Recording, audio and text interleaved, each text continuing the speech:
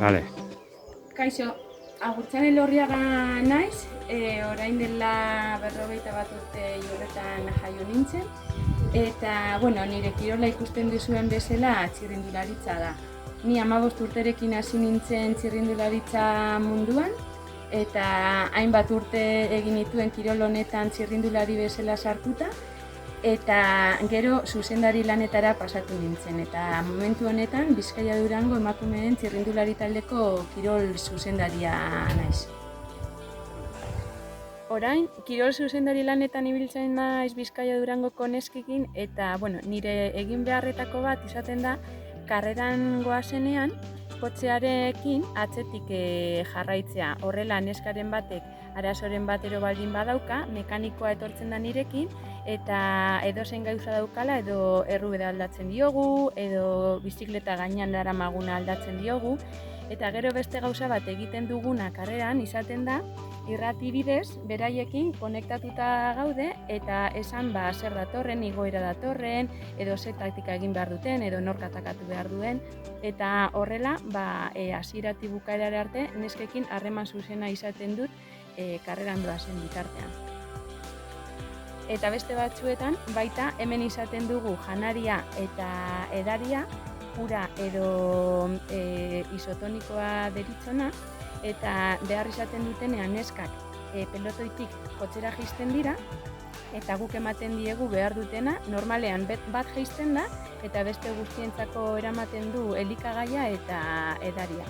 Horrek esan nahi du, talde lana oso beharrezkoa izaten dela txirrindularitzan ere.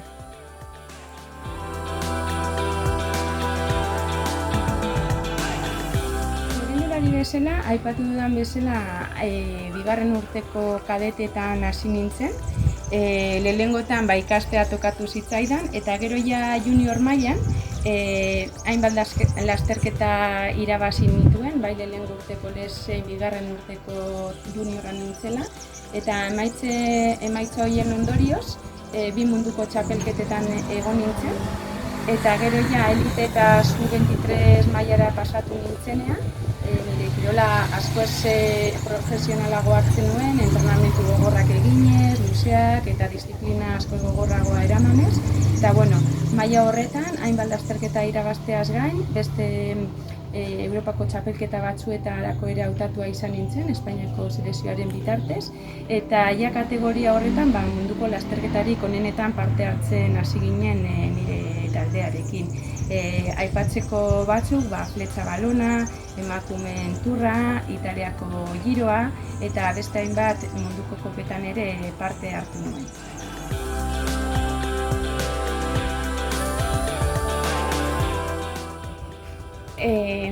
Kirolari izateaz gain, nik beti oso garrantzitsua ikusten dut ikasketekin jarraitzea. Eta nik Gasteizen IBEFik ezin nuen juniorretatik pasatu, eta gero elite eta sub-23 mailakoa nintzelarik. Orduan, den aurrera eramateko bai unibertsitateko karrera eta bai txirrindularitzako karrera, plangintza oso zorrotza eraman behar izaten duen, ezta?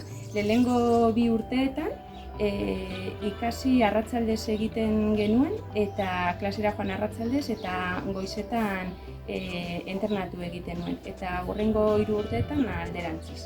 Lehenengo ikasi eta klasera joan, eta gero arratsaldetan entrenamenduak egiten dituen.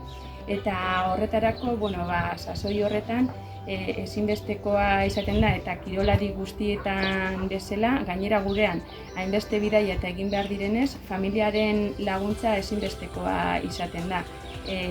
Familiak beti zu behar duzuna ematen dizulako, etxean zaudenean amaren laguntza beti ona izaten da janariak egiterako orduan, gero bidaiak egiteko eta familiaren beharra beti izaten da, eta orduan kirolari guztiok esaten duten bezala, nire kasuan ere familiaren laguntza ezinbestekoa izan zen dena aurrera eraman ahal izateko. Eta orain, ikasketa horiei esker, irakasle bezala aritzen naiz, heziketa fisikoko irakaslea naiz, eta gero beste alde batetik, Bizkaia Durango emakumeen txirrindulari taldea eramaten dut. Ja badaramazkit 6 bat urte, kirol zuzendari bezala, eta egia esan asko gustatzen zait orain datozen emakume txirrindulariei esku bat botatzea, eta aukera ematea internazionalki frogarik onenak diren karrera horietan parte hartzera eramatea.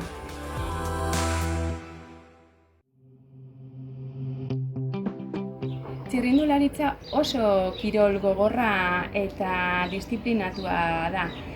Gaur egun maila honetan aritzen diren neskek, asteko 7 egunetan entrenatzen dute, eta gutxi gorabehera astelehen eta ostiralak entrenamendu lasaienak izaten dira, baina fondoa tokatzen zaien egunetan adibidez 5 orduko entrenamenduak izaten dituzte. Gero beste pare bat egun izaten dituzte seriak eta horrelakoak egiteko, eta asteburuetan lasterketak izaten dituzte. Beraz, astea amaitzen denean egon daitezke 20-tik 30 ordu bitarteko asteak.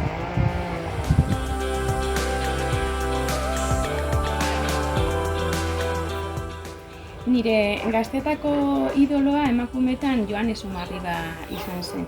Eta niretzako oso polita izan zen, gero elite sub-23 mailara pasatu nintzenean, berarekin taldekide izatea. Eta egia esan, berarekin taldean gauza asko irabazi genituela, eta gurekin taldean zegoela, munduko txapeldun ere gertatu zen Joane Somarriba. Orduan, bere munduko txapeldun baten taldekide izatea, edonork ezin du esan, eta oso harro nago horretaz.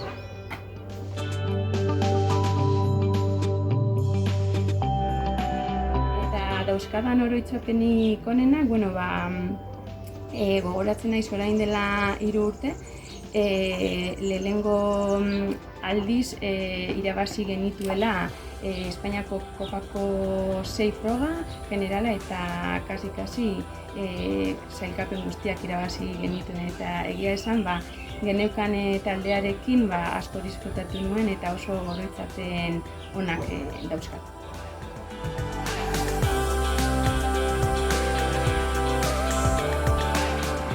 Niretzako gure kirola oso kirol polita da, besteak beste bizikletan edonora joan zaitezkelako, eta horrek askatasun itzela ematen dizu, eta niretzako bizikletan ibiltzea askatasuna sentitzea da.